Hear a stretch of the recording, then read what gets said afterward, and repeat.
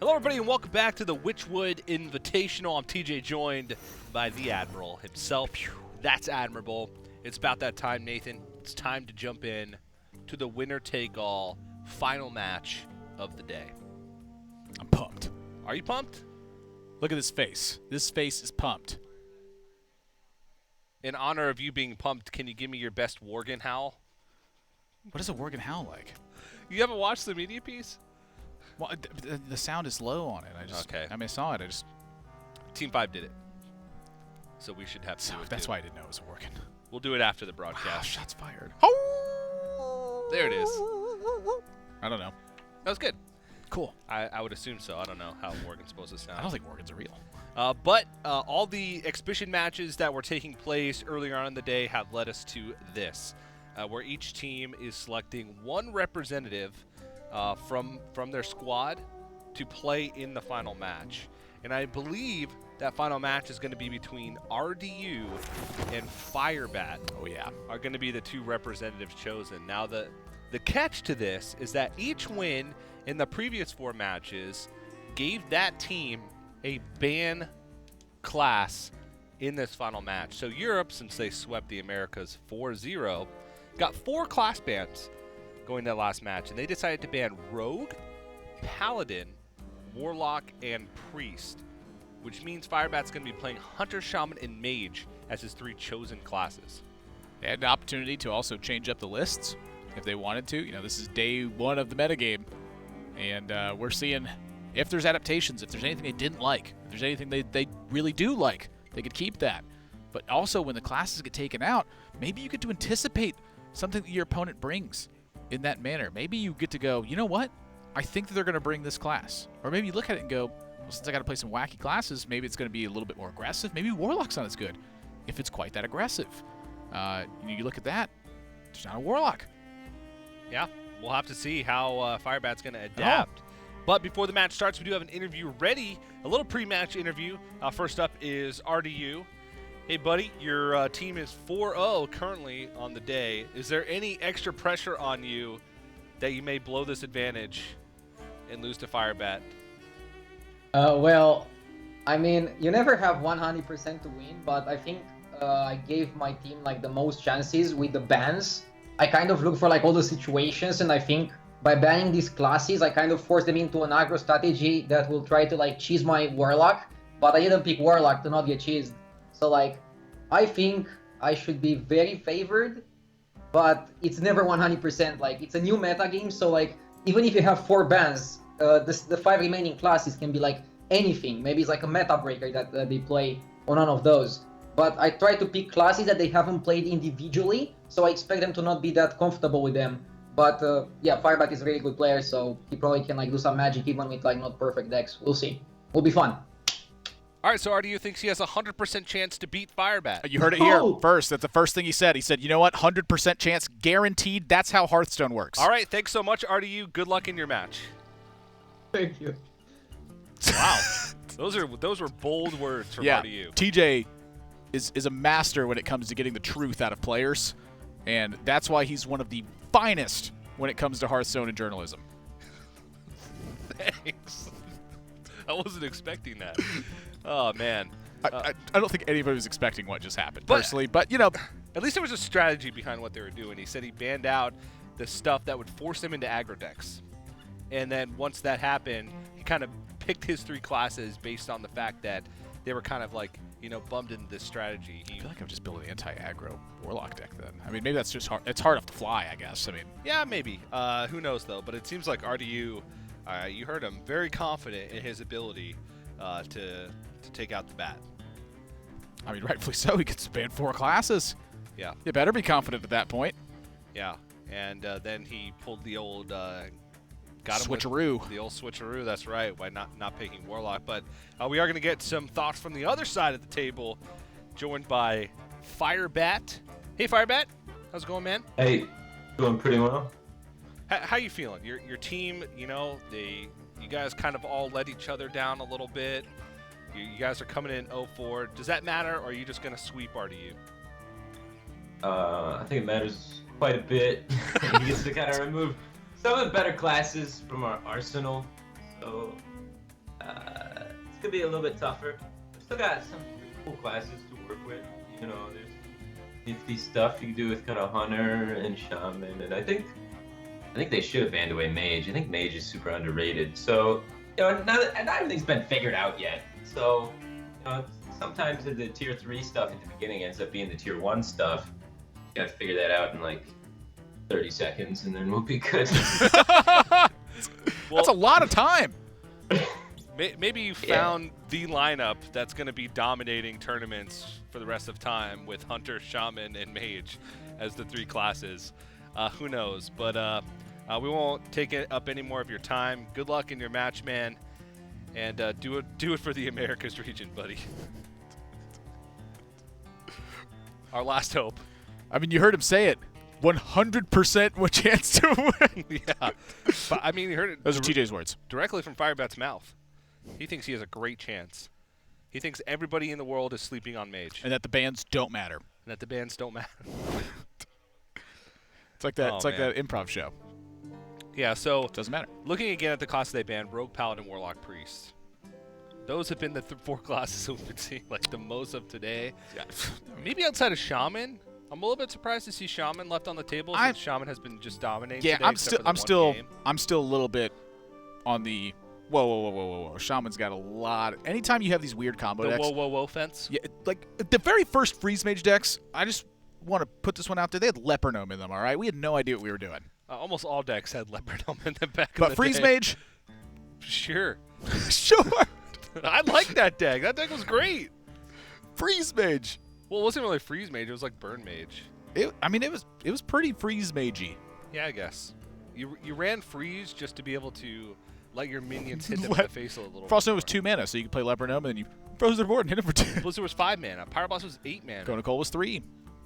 It was a different beast back then. The point I'm trying to get at is that a lot of decks started out with these crazy-looking iterations. Like Firebat said, sometimes the tier 3 decks right now end up looking like the tier 1 decks later on. It's about that mechanism of innovation, finding the right tools for the right job. If you want to build a house and all you have is a coconut and some nails, you probably can hammer the nails in, but a hammer is going to work a lot better. So if you find yourself a hammer, that deck's going to come together a lot better at the end of the day.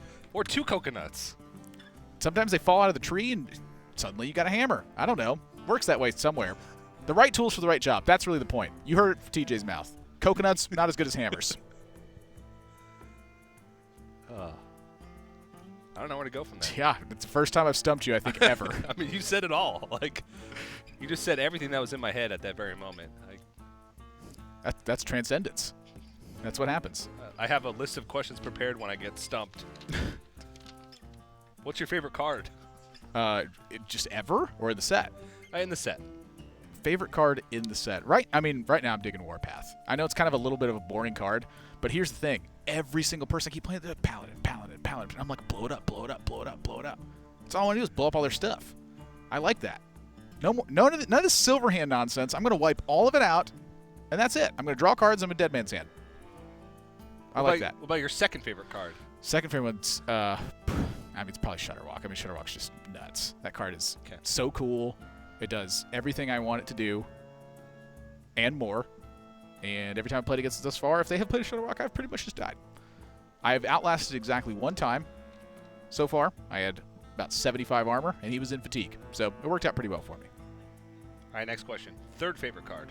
Third favorite card. My third favorite card in the set. It's probably going to have to be Squashling. There's a certain point where the adorable factor really matters a lot to me. And so the fact that I not just get 1 Squashling, but I get 2 or 3 or 4 or 5, I like that. Make a nice little soup. Fourth favorite card.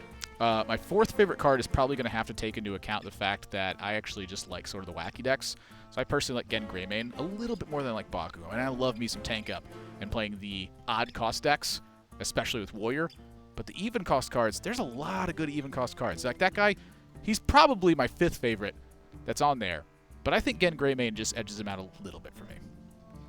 All right, well, what's your 6th favorite card? My 6th favorite card is probably going to be Hagatha the Witch. The fact that it's its own hero card, standalone, it's really broken the precedent now that it has to be a cycle of cards, gets me really excited for future sets. You know, wherever there's a class that's lacking just a little bit, it was just slightly underrepresented in the metagame, You could print a powerful hero card, and maybe that changes everything. Howard, what's your 7th favorite card? My 7th, 8th, and 9th favorite card all come via Echo. It's the Phantom Militia. The fact that you can play Taunt Warrior and really juice up that quest progress with just the single card, I think that's fantastic.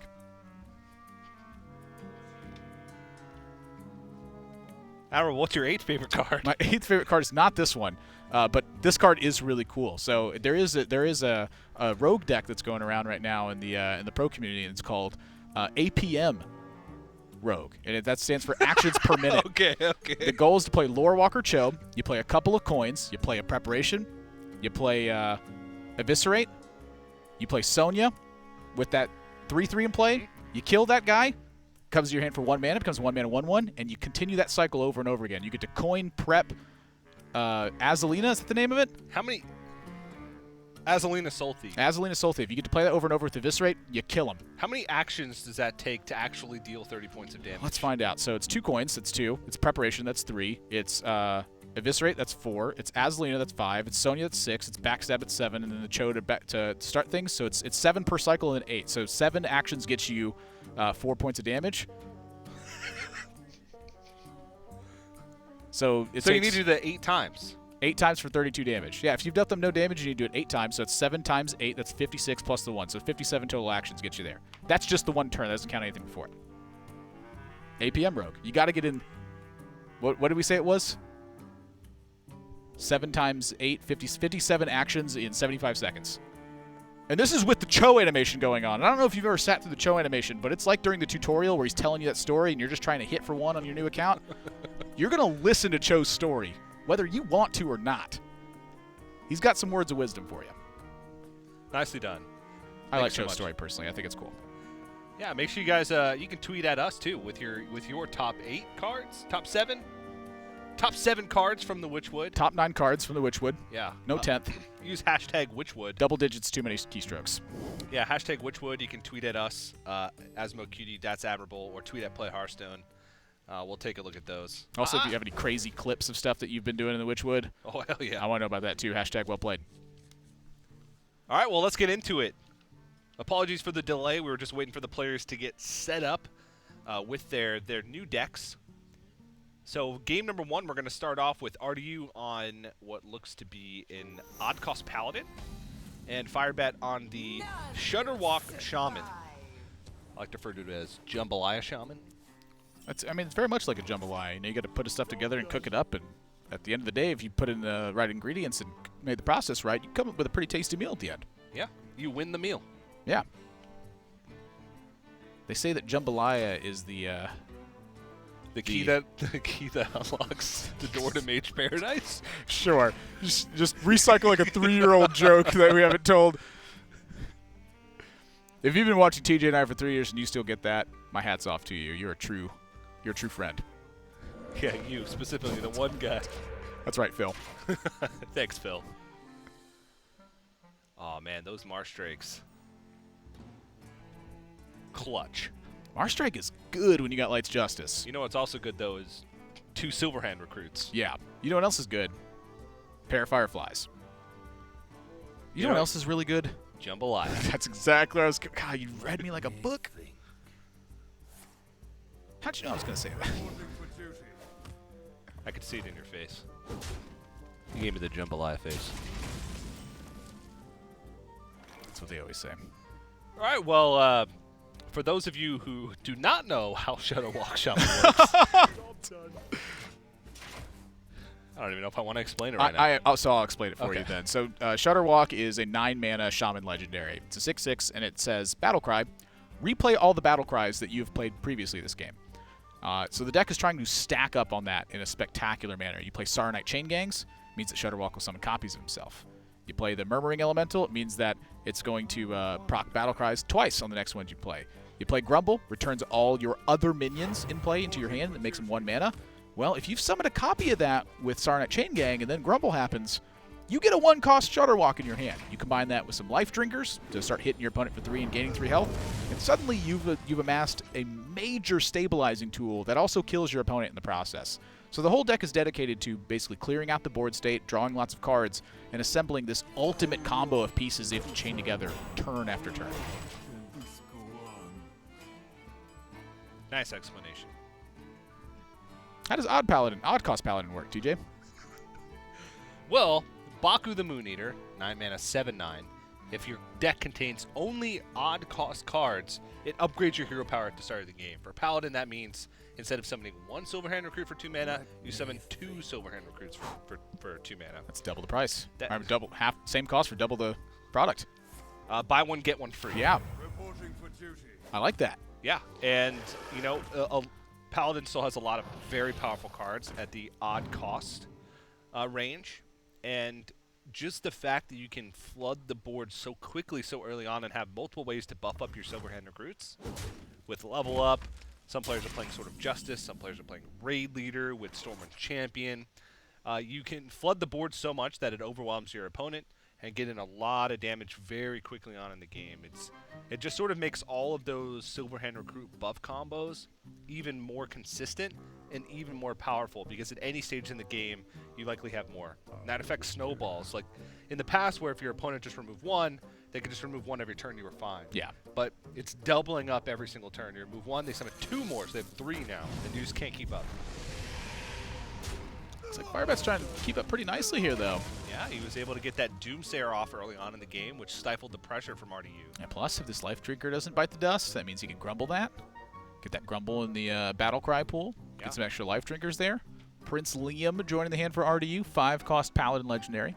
It's a 5/5, and it says, all your remaining 1-cost cards in your deck turn into random legendaries.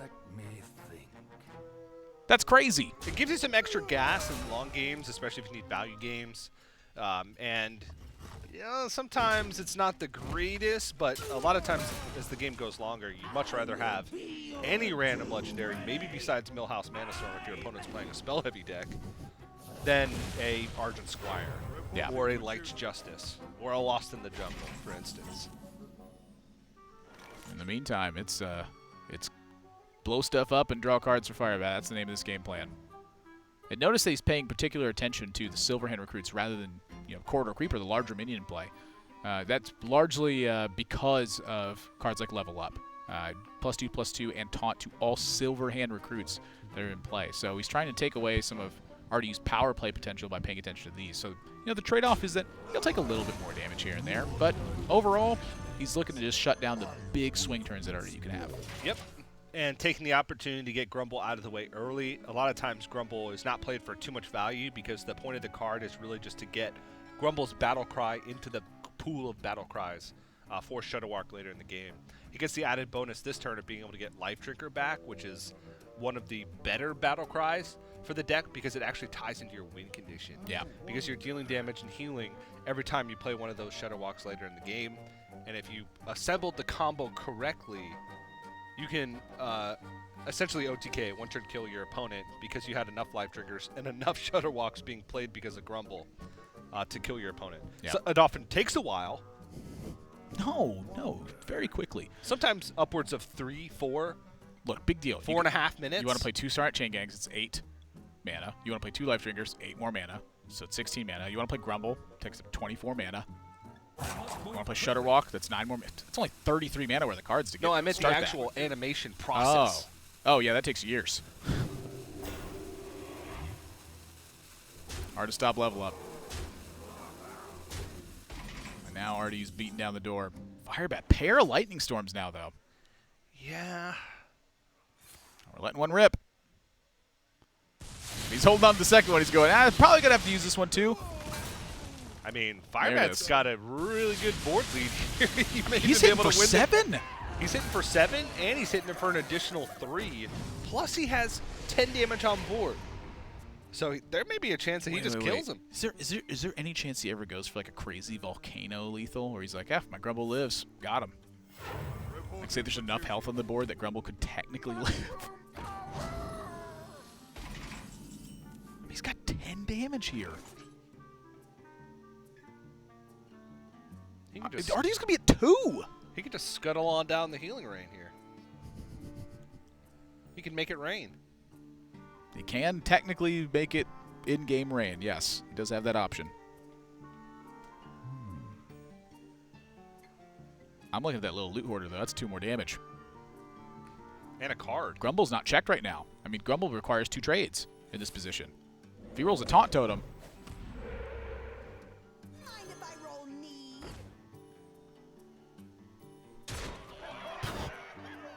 sometimes you just forget Grumble's a 7/7 as well. Like, For 6 mana. yeah, like that's a big card. It returned the Life Drinker for the Battle Cry again too. So I mean, that card alone has dealt 17 damage now. Yeah. And now as soon as Firebat draws another Life Drinker or a Shuttle Walk, he wins the game. Or if RDU just can't handle the board like his hand is right now, He he can't kill everything. can't. He's just dead. Oh yeah, you're right. He can't kill the Loot He Hoarder. can't, you're right. Shaman's too slow. And this is, talking about this going into Firebat's match, he will get aggressive at times where he just looks at it and goes, hey, you know what, this is pretty good. And what ended up happening in that game was the double Lightning Storm just left Grumble on board. And he's like, that's going to deal 14 damage. That's a lot. Just straight up beat him up. And You don't have to combo to win games sometimes. Sometimes you just get there by good old-fashioned minion damage. and RDU's claim of 100% chance to win is starting to dwindle. That's right. The made-up claim of 100% chance to win beginning to dwindle. In Firebat's face at the end of that, he's probably just thinking, that seemed a lot easier than I thought it would be. That's not how that's supposed to work, I don't think. But you No. know what? Sometimes. I think the MVP card of that game was actually the Doomsayer, Yes. because it allowed him to effectively develop with zero contention from the other side of the board, because that Doomsayer was able to go off. Yep. Sarnat Chain Gang ran some linebacker for a bit. Grumble came down. Life Drinker. Bada bing, bada boom. Yeah, Best off the hands. He was able to hold on to the first Lightning Storm because he was able to fight off enough of the board and get the Grumble out in a safe position to be able to utilize the Lightning Storms later on to push some damage. So, 1-0 lead. 1-0 lead for the Americas. But some decks that they maybe didn't want to. Maybe you heard Firebat say they feel like people are underestimating Mage right now. Yeah, they have Hunter. He has Hunter and Mage left. Now, Hunter, a lot of players have been trying to make odd cost Hunter work because of the 3 damage hero power and how much it clocks. It basically just jamming a bunch of charge minions, damage cards. You're seeing arcane shots, a lot of 1 cost minions that can get in some damage, like Worgen Infiltrator. We're talking my kind of deck here. Wolf Riders, kill commands, eagle horn bows, candle shots. But a lot of players have also been saying that it's probably the deck that they've been trying the most to work on, but is having the least success. Well, That's not it. that's an acidic swamp ooze. This could be the Dire Frenzy combo deck. Dire Frenzy combo deck? Is it called Dire Frenzy? It's the 4-mana spell that gives a minion +3/+3 and then shuffles that copy of that buffed card into your deck 3 times. Okay, I know what that is. What's the combo with that? You can use it on a Stone Tusk board and then play Tolvir Warden twice and get 2 more Stone Tusk boards that Wow. are 4/4s with charge. That is some crazy, wonky nonsense, but Trust I me, like it. it- I like it. It's a lot harder to do than the payoff warrants. It's cool. But even if you manage to have both Dire Frenzies, both Stone Tusk boars, and both Tolvir Wardens, your maximum damage still clocks in at like a cool 20. So That's like a lot 16. of damage. Let's not. it is, and they stick around. And also, it's not like you're doing nothing to assemble those combo pieces. Wow, so look at this. Firebat chose to play the Crackling Razor Maw before he played the Acidic Swamp Ooze. I find that quite peculiar given that he has Houndmaster in hand.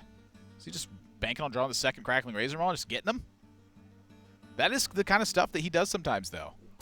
Yeah, but Prince Kel said early on, it's going to be an uphill battle Yeah. for Firebat. One thing that Hunter has traditionally not done well is fight for the board. Now, they do have a few additional cards from the Witchwood that have helped them out, like Wing Blast, which is a 4-mana, deal 4 damage. But if a minion's died that turn, it's 1 mana, deal 4 damage, which helps you have that tempo and fight for board. But Duskbreaker's just a good card. Ooh. Oh, that's a good card. Houndmaster Shaw, that's a great card. Yeah, that's pretty scary for RDU in this spot, actually. Yeah, so now Firebat, all of his other minions have Rush, and also Houndmaster Shaw just a 4-mana 3/6 is a really powerful body for something that also has an additional bonus effect. Yeah, the thing about it is it's that additional bonus effect. You know, 4-mana 3/6, good body, but 4-mana 3/6 that gives you an effect. I mean, this prompts your opponent to kill it. I mean, now you're looking at this card, and it's looking more similar to Twilight Guardian in this regard. It's something RDU definitely wants to kill. Because once it takes off the board, it doesn't have that rush benefit anymore. Body. Once told me. Smash Mouth? Yeah, I'm just curious, where... Did I miss something? Oh, forget it. Gosh, you got it. I'm upset. I don't know where you're... I'm lost. I'll tell you what's not lost, though, is Bittertide Hydra. It could be lost. Take a lot of stuff from RDU. He does get to, you know, return some of that damage on Firebat, though. You know, all things considered, RDU does have to race this to some degree. He's looking at Tar Creeper to just roadblock for it a bit, it looks like. But that can always be very dangerous when you rely on a taunt against Hunter to get the job done. Yeah. Sometimes they have, you know, a silence or a time to kill command or like a Hunter's Mark with Unleash the Hounds. I think this is wise of RDU. Just clear this off and say, you know what, I don't want to be threatened by this. Do it this way. But Firebat's got backup. Yeah, he just wants to give this as much respect as possible. But Grand Archivist waiting in the wings for RDU. If Firebat plays an isolated big threat, RDU has the opportunity to play Grand Archivist and Mind Control. Man, one of those is gone, though. Mind Control just drawn. Yep, he does have 2 copies.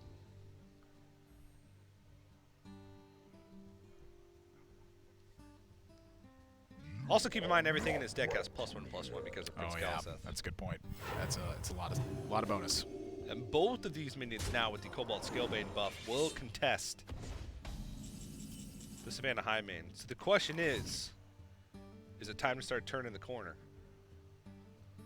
The face corner. I think Firebat's going to turn on the heat here as well. Load up the Dire Maul. Neither of these minions currently contest Savannah Highmane on their own. So Firebat gets to add the Scavenging Hyena here as well. You see Duskbreakers, so he feels safe. And that's 8. And that doesn't do anything this turn. So I'm looking at RDU is going to have to get quite some fortunate effect to win this one. It's either Free from Amber into something big, Grand Archivist, and nail it. I love that Firebat's just playing good old mid-range Hunter. Just hitting them. Just hitting them. Just playing big stuff and hitting them. I mean, what else has he got? If he goes for something super predictable, I mean, that's what RDU is expecting. He's like, I feel That's like what he he has was to be predicting. super aggressive. Yeah. He was predicting the predictable. Well, sort of. I mean, he thought that Firebat was going to be like super aggressive. This is just stepping up the curve. This is just big value stuff. Gilnean Royal Guard has Rush, but it comes into the field as a 3/8. My duty is to the king. That Scavenging Hyena. It's looking like he's got a target. Firebat's getting close, though. 9, 11, 16 points of damage. 17 damage. 17 So that's the nesting rock for sure this turn. I mean, one great thing is that he drew the Candle Shot to have an easy answer for the Cobalt Scalebane. He could just play Nesting Rock, Candle Shot down the Cobalt Scalebane, and Hero Power, and just save that kill command for the next turn to end the game. Look at RDU's face. He's like, what's going on? He is very worried. I'm very worried as well. I don't think he can win from here. This is just a ton of damage. His deck's not meant to handle this kind of situation. If a beast survives, Firebat has lethal from hand. And he knows he has kill command because of the Chameleos. Look at his face now. I'm very uncomfortable if I'm RDU right now. Chameleos' card text right now reads, each turn, find out how your opponent's going to kill you. That's a terrifying. I mean, it's fitting. It's the Witchwood. I mean, that's something spooky lurking around the corner right now. Spooky. I didn't want to find that out. What is he counting? He's looking for any way to win. Can he live with just the most ridiculous of circumstance right now? I think it's Free from Amber. and you hope it's the 4-9. Let's see. And it's not. Let's see. He won the first game. Now he's winning the second game. Oh no, I only have one game left. There Wow. it is. Firebat up 2-0 despite a 4-ban disadvantage. One game away. This is a winner-take-all finals. No matter what has happened in the past 4 games, we can forget about it. Completely. Erase it from your minds if Firebat Doesn't takes matter. the series. Because this is the only thing that matters. RDU's got to win 3-0 to take this one home. Against a mage deck, which Firebat said in his pre-match interview he thinks is one of the most powerful decks in the Witchwood, and that everybody's sleeping on it. I'm curious to see. I'm curious to find out. He even said it too. Tier 3 decks, sometimes they become the Tier 1 decks. Honestly, there's not that big of a spread in some of the power level of decks. You know, they just get the job done. If Hunter gets a good curve, it's still to this day one of the scariest decks in the game. It doesn't really matter how strong their cards are individually. It's that paired together stepping up that curve. It's just a lot of damage. Firebat's just jamming. Uh-oh. He's getting too comfortable now. No such thing. Ultimate comfort for TJ. That's not a super strong hand from RDU. I mean, that's looking... It's looking a little bit weak. I mean, he does have some of the big payoff. Oh, brother. Oh, geez. I mean, you said unlock the door to Mage Paradise. The key to that is Mana Worm. Yes, it is. 2 Mana Worms, that's 2 keys. So even if you lose the first one, Or if it's you one have of the those second key. weird locks where you both have to turn the key at the same time, you got 2 keys. Yeah. What he said. Gonna start jamming away. Honestly, the Pixie's a pretty good draw. It's just a 3-4. Just starts fighting for board. Oh. Firebat's eyes light up. Oh, no. And you saw some of the cards that Firebat has in his deck. He's got Cinderstorms, which likely means he has Arcane Missiles, which means he'll be able to pick apart wide board states pretty easily. And if these Mana Worms stay alive, he knows there's no Consecration because Consecration costs 4. And if I remember back to elementary school math, 4 is an even number. You remember and it is not correctly. included in odd cost card decks. Now, that being said, there is a coin in hand, however. God. But everybody knows that 0 is odd. That's not true. It's even. It is surrounded by 2 negative or by 2 odd numbers. It is therefore an even number. Whole numbers, that is. I'm not going to get into this debate because I have no idea what I'm talking about. Same. This is not good for RDU, though. Well, Henchclan Thug is a card that can snowball, but the thing is, RDU doesn't really have any mechanisms to come back on a board state that he's lost. He has to rely on his own minions fighting through. What's his maul right now? Is his maul the taunt one? I never remember the name of these. It's the summon 2/1/1s, I believe. Well, that's a good way to start getting back into it, at least. Yeah. You know, enough little stuff on board can eventually climb him back, but he's taking a lot of damage in the meantime.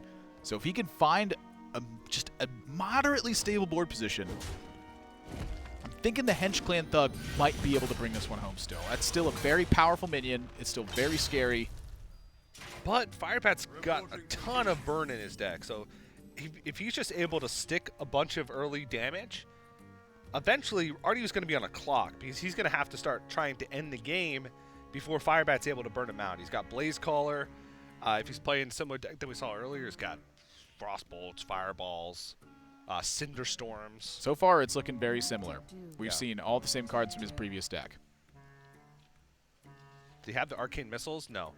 So Frostbolts, Cinderstorms, Fireplume Phoenix, Fireballs, Life Drinkers, Steam Surgers, Blaze Callers, Mercury.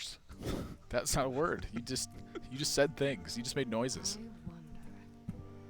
He's got the and then he can with the Witcher.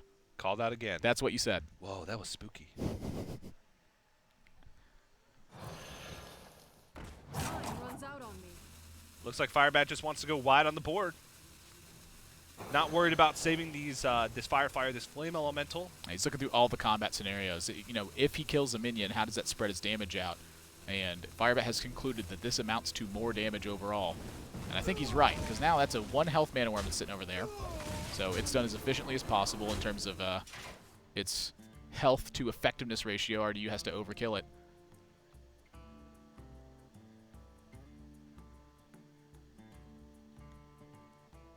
He will be able to play Blackwall Pixie plus the Quarter Creeper this turn. You know, I am quite surprised that Firebat chose to go with the Firefly rather than the Sorcerer's Apprentice in this spot, though. Extra attacks? Well, it's that he doesn't have an elemental to activate now. So he's relying on drawing an elemental if he wants to get that Blaze Caller online. He might even be hoping that the game's over by the time turn 7 comes around. True story. And he does have 2 more turns to draw into elementals. And he's got quite a few in the deck. I mean, you named them all. They're there. I mean, this plays right into the Bonfire Elemental is the thing. So if he draws Bonfire Elemental, that is probably the best draw in the deck. Yeah, Steam Surgers, Bonfire Elementals, Nightmare Amalgam, Fireplume Phoenix. And meanwhile, RDUs get chipped away the entire time. Firefly's also spread out on the hero power, too. Very wise. Yeah, he's got everything checked. He knows what's going on.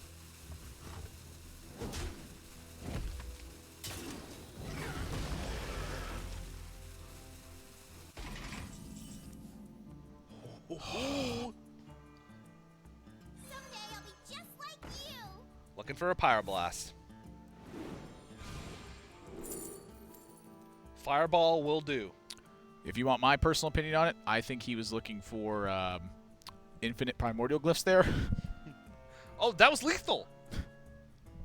Sometimes.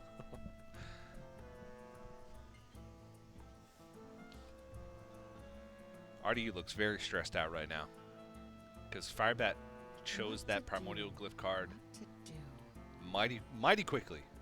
And then started thinking. And then started thinking. Or, from his perspective, started counting, which is even more frightening. Yeah. Because Firebat's still at 30. RDU doesn't have a board lead. Basically doesn't have a board lead. He has no way to fight back if he loses a board state. He's got to leverage his life total in order to do that. And leveraging his life total means that he dies to burn damage faster. Yep. It's right into Firebat's plan.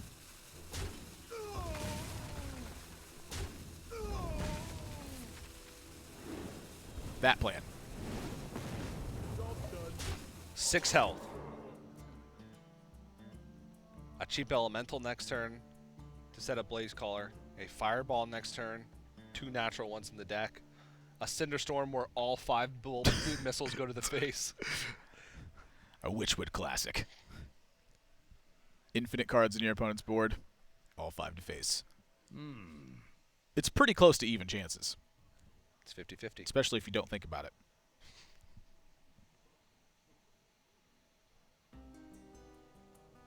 Really, the whole centerpiece for this deck, though, is the elementals. And I think Bonfire Elemental is really what the inspiration for this was. The fact that it's a 5-mana 5/5 that just draws a card. If you played an elemental in the previous turn, that's a good card. A lot of players were experimenting with Odd Cost Mage to have utilization for the higher damage hero power plus the Black Cat. Spell Here we damage go. draw a card. I think we're in a race scenario now. He's still many turns away. Frostbolt Killing. will do it as well. Sorcerer's Apprentice, however, will not.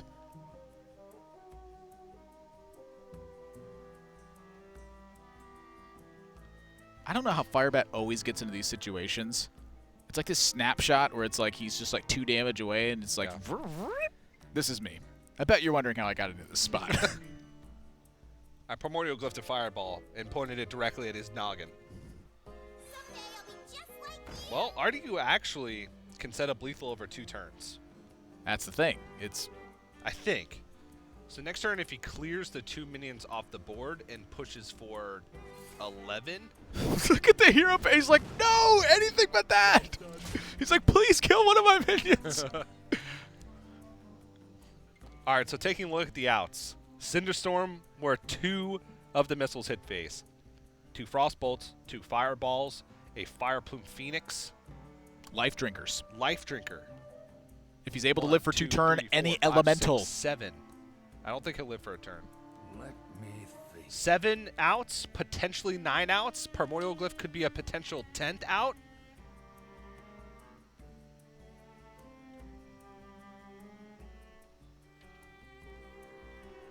Turn 6 we just saw. Yeah, So he's 21 cards left in the deck.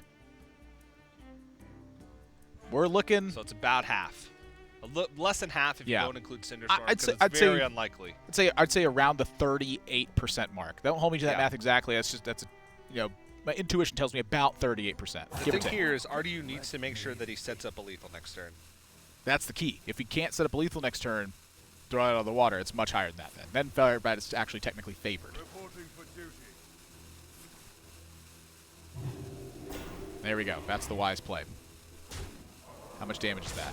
19. So he's got a lethal setup. Is that it? Not it. No! Game 4. He was so close. And now you go back. What if he had held on to those fireflies? Would have been a different damage story, though.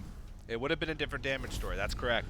But that damage, that board presence, did all that really matter? I don't know. It's a butterfly effect. You make one different decision in Hearthstone, it changes the tree all the way down. And in the Witchwood, that's a spooky-looking tree. It's got living arms, and it splits into little guys that keep attacking, which split into little guys that keep attacking. You know, the 8-mana 4/4, what's that guy's name? Death Rattle. Yeah. Summons the 2/2s. Death Rattle, which summons the 1/1s. Yep. That's the I one. just can't get away with you. It's impossible. It's just not possible. You see what I have to work with like every single week? Splinter Graft. No, that's the 8-mana 8/8 that Puts the 10/10 in your hand. Yeah, puts I a like 10/10 in your hand. that guy. I like him. I don't know what to do with him yet, but I like him. Well, Zixo tweeted out he was playing Happy Ghoul with Splinter Graft. He's already figured it out. Because they're so smart. Splinter Graft puts a 10-cost 10/10 of a copy of a minion in your hand. But Happy Ghoul, its cost is reduced to 0 no matter what if you've healed that turn. Yeah. Is there So you can play 0 mana 10/10. is there a cheap heal effect in Druid? They're all 3 mana, aren't they? Voodoo Doctor he was playing. Oh, that's. They're Yeah. smart, man. They'll figure it out. Yeah. I like that. That's really funny, actually. Yeah. Oh, you can do that on turn 9 or 9 mana because you can play the. You can heal yourself and then play the Happy Ghoul and then Splinter Graft and then just play that one. The question is, Yeah, is that's it cool. worth it? Yes, of course that's worth it. Listen to what just happened. Okay, it's worth it then. 0 mana 10/10. Yeah. That's a new Forgotten King. There it is. Let's go. He's even bigger. But RDU keeps himself alive, at least for now. Still has to defeat this mage deck 2 times now. Odd Paladin, though. I mean, 1 and 2? Yeah.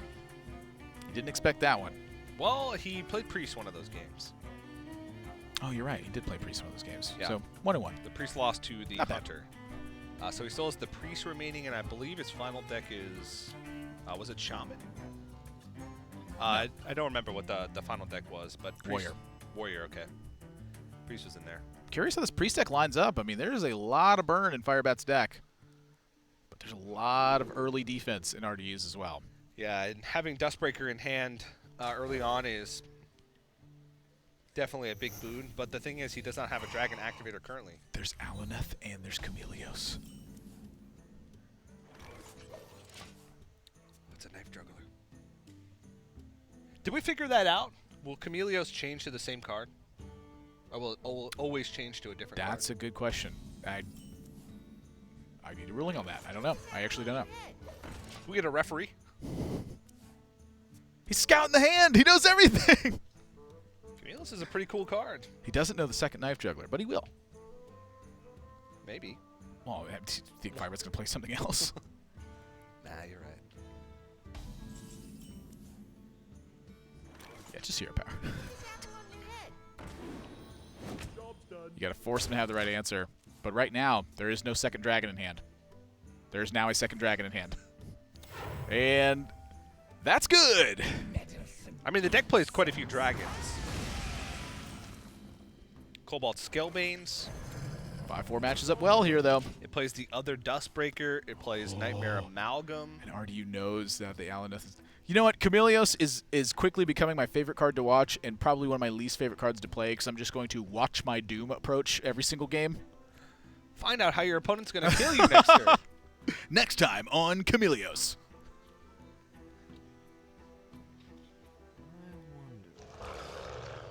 Yep, I think this is wise of RDU. Take that out. Don't want to be suffering 5 damage right now. Yep, I think that's wise. Firebat. Draw a card, make a 5/5. Yep. Perfect play. I think the next play from RDU is also going to be wise, whatever he does. Correct.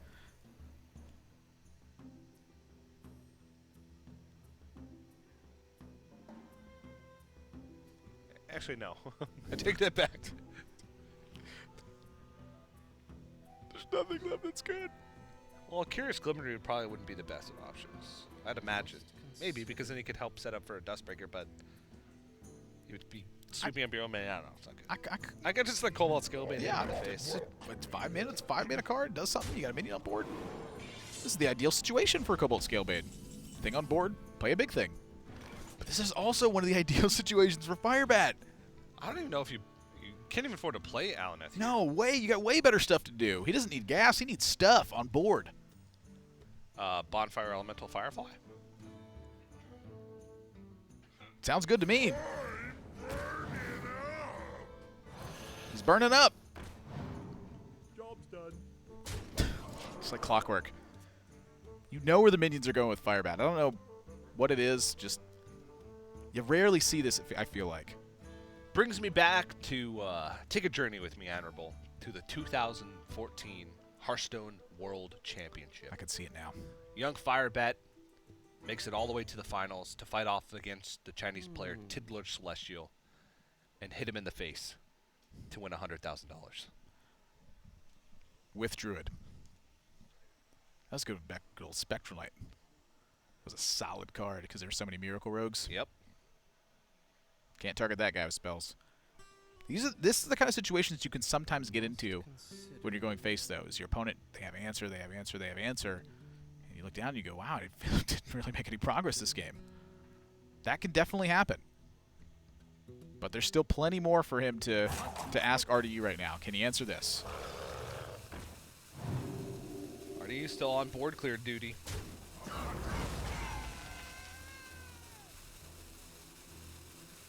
I'd actually like to see a value trade in the face hit here. But I guess it's not going to happen. Yeah, RDU's much more focused on taking care of board, that's for sure. You know, if he didn't kill that 1/2, that could have added up to a lot of damage because he's pretty much anticipating Blaze Caller with the way that Firebat's played this out, I suppose.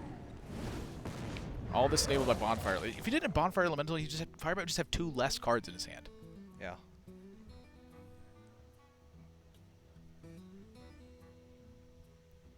And of course, with playing Spiteful Summoner Priest, you really don't have too many ways to interact with the board because you just don't run spells outside of Free from Amber and Mind Control, which come very much later in the game. That's why the Scale Worm, I think, has been a pretty clutch inclusion. Kind of to make up for the fact that you no longer have Nether Spite Historians, so you can't get multiple Dustbreakers. You need an extra way to fight for the board that isn't just playing a minion and then being able to contest the next board.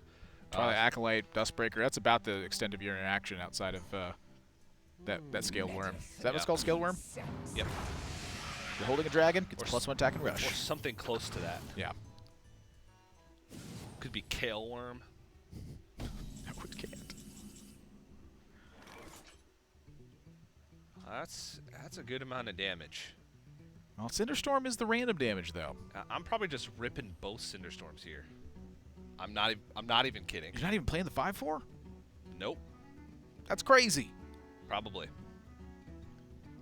But You're crazy. I don't care. Whoa. I'm telling you. I'm ripping both. Wow. Wow. Nailed it. Now I can even play the flame elemental on the side of that to get the Storm Surge.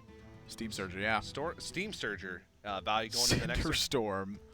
The Cinderstorm Surge. That was lit. I mean, that was like the perfect outcome. Yeah. Job's done. So there was 6 health on board. He had 10 random missiles, with which each missile, until one died, had a 2 out of 3 chance to hit a minion. So it's likely that he clears. He also has the ping as a backup to take off 1 more health if he needed to. That's a hefty little swing right there, though. Yes. That's a hefty little defense right there, though. Man, these games are going nuts. They're so close. It's like every single draw is just changing the scope of the game. Ooh. Elementals. Play 2 elementals upgrade. He does have the potential for 2 elementals in hand with the Steam Surger plus Flame Geyser plus the Flame Elemental from Flame Geyser. We are approaching free from Amber turn, though. And also, Maybe Counterspell? Flame Geyser is just damage. I think he was hoping for a Polymorph to be able to push through some damage here. The Rotten Apple Bomb, because he has to spend a lot of resources. It's effectively at least 9 health that's going to be healed up. It's like, I'll just refuel. My hand's kind of mediocre here anyway. Yeah. Let's change it up. And with RDU down at 12, look at this. He's not even going to go through the Rotten Apple Bomb. He's just going to say, you know what? You're going to have to kill that off on your own. My minions are weak. Yeah. You take the time to kill your thing. All right, Firebat looking for burn damage. Wow. Finds it in pieces. I'm But getting scared for RDU. yeah, RDU knows now with the Chameleos. Scouting it out. That card's really cool. Yes. It's Camille cool. Cool Melios. God, that's better. God. How'd you miss that one? I don't know. That was the easiest one of my life. Kobe. It's so tough for RDU because he has to find a way to heal up. Oh, 2x2. That's how you the counterattack. Yeah, I mean, he does have a lot of damage on board. 9, 10, 17. So as long as he has 1 spell, which he does have lethal setup if Firebat were to not kill off any minion or play Life Drinker. But it looks like he is just going to play Life Drinker. I'm guessing Life Drinker, Fire Plume, Phoenix Heal. I don't know though. I was thinking the Sorcerer's Apprentice maybe with the glyph. You can launch the Fireball this turn as well. He could also mirror image to protect his life total. So with the Primordial Glyph and the Sorcerer's Apprentice, he could play the mirror image plus the Primordial Glyph plus the Fireball. But if he was going to do that, he would do it first. It doesn't make sense to play the Life Drinker first in case you get something from the Primordial Glyph that you'd rather have.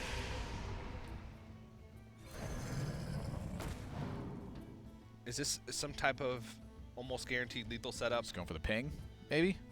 No, because I think he wants to make sure that his life total is a little bit more protected to buy himself a few more turns.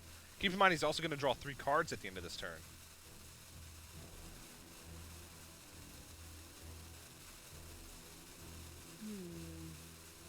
Life Drinker kills off the Apple Bomb, too.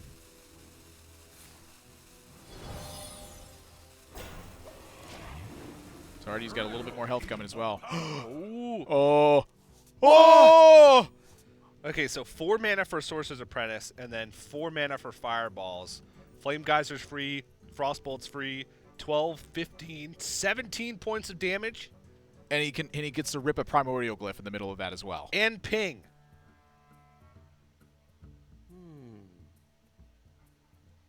I think he's done it. By golly, he's done it.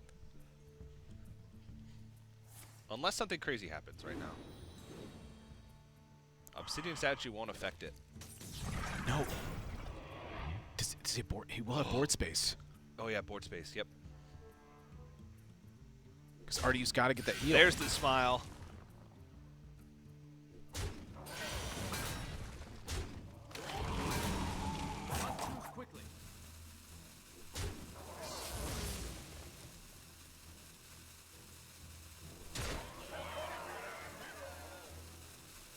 Yeah, that's it. RDU doesn't have a way to protect himself. If only Obsidian statue had rush. That's a mechanic you can only find in the Witchwood. Firebat. He's going to come back in the final match, and with a 4-class deficit, 4 of his classes banned away. The 4 that Europe thought was most powerful, Firebat finds the damage necessary and is going to burn RDU out for a 3-1 victory in what TJ has been calling the winner-take-all match at the end. And doing it with classes that RDU thought were going to give him an advantage. He banned away Priest, Warlock, Rogue, and Paladin. And Firebat takes what he could with the decks remaining and finds himself a victory, and his cat comes in to say congratulations. The Witchwood Inn-vitational. Final match won by Firebat. That just goes to show you, don't sleep on the other classes. Just because something's powerful right now doesn't mean it's the end-all be-all. We are less than 48 hours into the Witchwood right now. Like 30 hours into the Witchwood. We got plenty more time. This is the tip of the iceberg we're seeing here today. Yeah. And Firebat said it. So I think that people are sleeping on Mage. I think it's one of the strongest classes right now. I think they got some of the best tools. And even some of the classes that players have been talking about as the classes that were, the front runners. We saw them struggle a little bit today. We saw success from a wide number of different types of strategies across all the different classes. So that's really cool to see. It's also, cool to see America's take the Witchwood Invitational. Solid 1-4. 1-4 victory. But they knew that coming in. They knew the rules.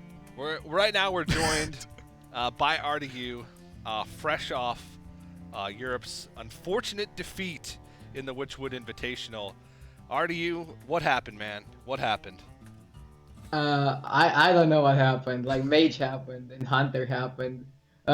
Game 1 I shouldn't have kept the March making my starting hand. That was like pretty bad. But I don't know, his openings were like unreal. Like, I don't know, I expected to win the last game. Like, it's very hard to die from like 17. Even like before the patch, it was like almost impossible he would win from that spot. Like, I have no clue how he managed to like find 17. So it was crazy, I don't know. Congrats to him. Would you change your ban strategy after seeing the outcome of this match? No, I went for like the statistically best thing, which probably gave me like 20% extra. Yeah. But yeah, like I wouldn't change anything. I think, if I could like do the whole decks, maybe I would like make a control anti-aggro Warlock. But like we never expected to go 4-0 so that we have 4 bans. We made our decks with like getting 2 wins in mind. So like for the 4-0, we just like, I think it was just the best thing to corner them into aggro and try to play anti-aggro. Like, Paladin should naturally just win. Maybe I should have also, like, traded game 1. Like, trade and try to play, like, a long game. But then I can lose to the Shatter. It was complicated series, but I don't know. Things happen. It was interesting. It was fun. How's the morale over in Team Europe right now? Are they sending you messages? Are they heated? Nothing yet. I did my best. I don't know. If anything, you did. Yeah. You guys should be proud of your performance. Yeah, 4-1 is a really good score coming in. You guys swept the exhibition stage, but unfortunately, that's just how the Witchwood Invitational works. This is BlizzCon all over again. This happened at BlizzCon too. Good old Kranich. Oh man. So final question for you: What's the first thing you're going to do now that the Witchwood Invitational is over? You've seen all these ideas. You've probably been reading in between and watching streams to see what's good. What's the deck you're going to play next time you queue up some ranked games? I'm not sure if I should play Shaman, because like a lot of people in the community don't like Shaman. So if I'm going to stream Shaman, I'm going to get a lot of hate. So I'm going to try to see like what people like, and I'll try to improvise on that. But right now I just want to like have fun, embrace the meta game, try some new things, and in like 1 week I'll start tryharding again, because I will play the European playoffs at the start of the next month, and that's like a super important tournament, and I really want to be well prepared and not lose to Mage and Hunter. I'm gonna remember those words when I'm casting you at the summer playoffs in just a few weeks. But it was fun watching you today, man. Congratulations on the games that your team did win. And thanks so much for being a part of the Witchwood Invitational. Thank you very much for having me. It was great. Awesome, man. See you next time. See you at playoffs. Hunter, Mage. Yeah, I think they might have been surprised by the sort of mid-rangey type of hunter that Firebat brought. I think it definitely was that. Yeah. Look, the opening draws help for sure. I mean, Hunter, like I said, it's one of the scariest decks in the game. If your opponent, they play on curve the whole step of the way, you're like, gotta kill this Bittertide Hydra, and you're like, gotta kill that Savannah Highmane, but that's really hard to do. And then suddenly things are out of control, and there's a kill command left. Yeah. You know, that Hunter can still get you. It doesn't matter how bad the cards may look. They curve out on you and have a couple kill commands, you're in trouble. You are. Speaking of kill commands, we're joined now by the champion of the Witchwood Invitational, or at least part of the winning team. Firebat, how does it feel, man? You did it. You came back from a huge deficit that your team dug for you, and you won the final match. How's it feel? It feels pretty good. I really liked the part where RDU told me that I had 0% chance to win, and then I won. That was my favorite part. Isn't that what TJ said? No, RDU said it. Oh, right. Trust me. So what feels better, winning the Witchwood Invitational or winning a world championship? Yeah, in 2014. In 2014. Which one felt better? Yeah, we're at this one now, so we'll say this one. But, We did it. Thanks, Yeah. man. That made my day. So what's been sort of your highlights from... You've been playing a ton. I don't even know if you've slept at all yet or much since the I Witchwood. have Okay. not stopped playing since the beginning of the expansion at all. Wow. I had to close the client a few times to because sometimes it like bugs out for some reason. I don't know. But after like 18 or so hours, I had to restart it. But other than that, the client's been up on my computer. I've been jamming games the whole time. Any highlights from your time playing so far? Of course, there's the Shutterwalk stuff. I think that's a fantastic card. Really cool to see it, played and watch all the animations happen. All the different sorts of builds, the combo builds, of course, but also just the controlling builds that just throw it in there just for a late game finisher, just some extra flair. So that's been my favorite thing, is watching that happen and playing around with how to set it up and different things with that. It's one of my favorite things for sure. But there's been a lot. I underestimated how cool this expansion was going to be. Like, hearing the announcement and stuff, I thought it was going to be maybe one of the weaker expansions, but there's a lot of things that make really old, unplayable cards something you have to consider. One of the decks I was having a lot of fun with was a Galinda Snow Flipper Penguin Sea Giant deck and stuff like that. It's just... Man. Yeah, and I've been having a lot of fun. Like, you throw that in Zoo, and then you can start seeing Just crazy echo stuff the happen. Sea Giants.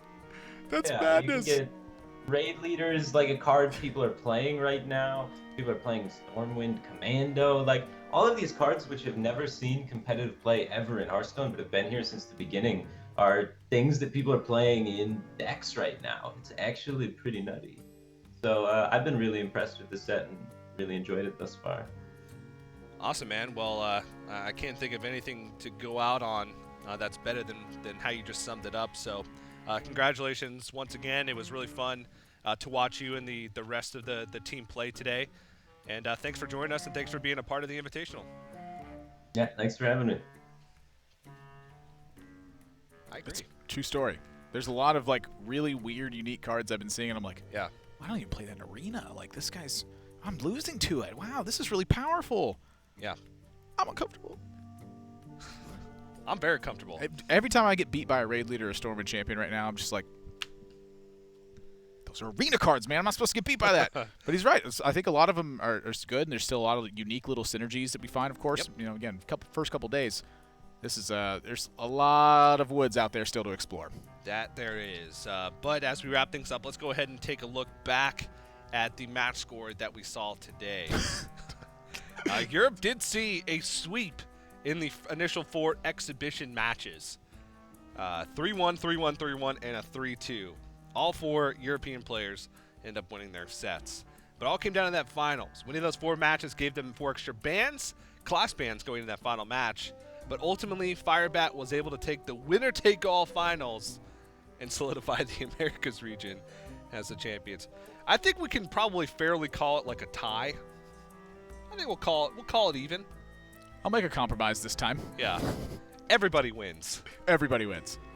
We're going to send out consolation trophies to all the players. And congratulations trophies, both of them. 2 trophies But if you guys have enjoyed what you're seeing today and want to get involved in the Witchwood, we'll make it easier for you. It's not Log too in late. now and get 3 free packs just by logging in the game. That's all you have to do. You also get 1 free legendary card from the Witchwood expansion, as well as Lunaro, the Druid hero. You'll get a quest to win 10 standard games, which will unlock that for you. So a lot of free content available to you. Get yourself in and play some. You heard Firebat's explanation. He's been really impressed with the set so far. There's a lot of cool and crazy combos. Cards that, have been in your collection for a very long time, years now, are starting to see some play. So get out there, start brewing, start building some decks. Well said. I mean, just like you said to Firebat, I can't think of a better way to go out from that. I mean, that's pretty much what I've been doing for the past day, aside from casting this, of course, and that's what I'm going to be doing for pretty much the next couple of days as well. Yeah, me too. Or next couple weeks, potentially even next couple months. Years. Who knows? Maybe in the next couple decades. Yeah. I'll still be playing, maybe not Witchwood, but whatever's to come next. Yeah, that's what you think. Yeah. But that's going to do it from us here today. Thanks to everyone that's tuned in across all the hours of the broadcast. Thanks to That's Admirable and Dr. Tinky Winky for joining us on the broadcast Nailed today. it. And thanks to all the competitors for showing us their best stuff in their Witchwood decks. From myself, from everybody here, the broadcast crew for the Witchwood Invitational, thanks for watching, and we'll see you in the spooky woods.